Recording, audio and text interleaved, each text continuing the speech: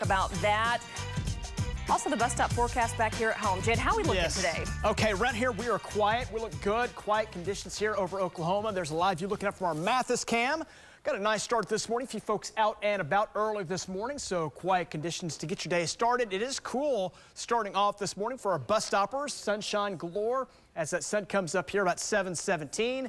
And it's going to be cool. So grab a jacket, 58. But afternoon temperatures, they look pretty hot. We're talking upper 80s to around 90 here today. Fair skies and again, hot conditions for this time of the year. Let's go ahead and check out the latest update now on Ian. Ian, as of 6 o'clock, 155 on the max winds. That's 2 mile per hour shy of a Cat 5, but the gusts are in the Cat 5 status, 190 miles per hour. So this is going to be a catastrophic event that's going to impact areas from south of Tampa to north of Key West. There's Sarasota, Cape Coral. We've got Fort Myers right there, Naples, Venice. They're just going to get absolutely just hammered out of this storm. It's going to be a massive storm. The ice center getting better organized right as it moves up toward the coastline. So they're starting to get the higher waves, the higher winds, starting to move in as we kind of zero in on this. Another story has been tornadoes. Many tornadoes being reported out of this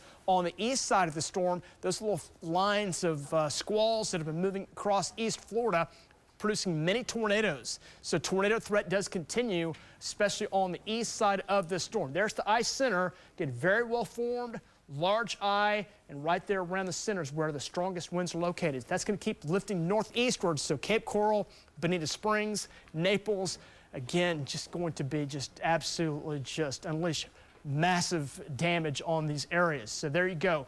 Winds near the center of the storm, sustained at 140 on Doppler, 136, but the estimated winds are as high as 155 out of this. On the coastline right now, from Cape Coral, Bonita Springs down to Naples, 60 to 70 mile per hour wind gusts. We now have hurricane force winds being reported in Naples. Another major issue out of this storm is going to be the coastal storm surge coming in. Not as bad up near Tampa, up to 3 feet storm surge there. The worst of it now looks to be a bit further south based on the latest data.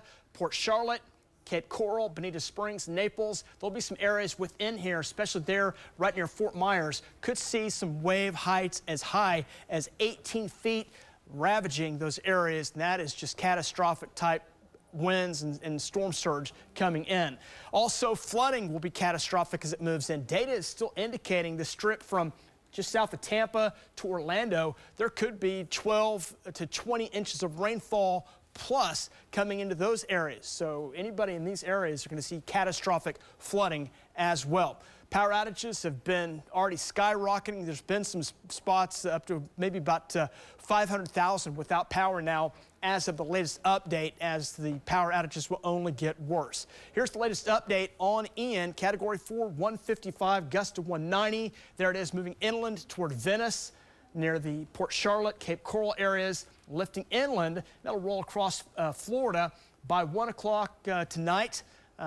Category 1 still inland and becoming a tropical storm up near Daytona Beach, gradually lifting northward up towards Savannah, where it's going to be a tropical storm making another landfall. We're 56 here in OKC. South winds at 8 miles per hour. Quiet start this morning with bright sunshine. 80s on the way. We'll close in on 90 in here by afternoon.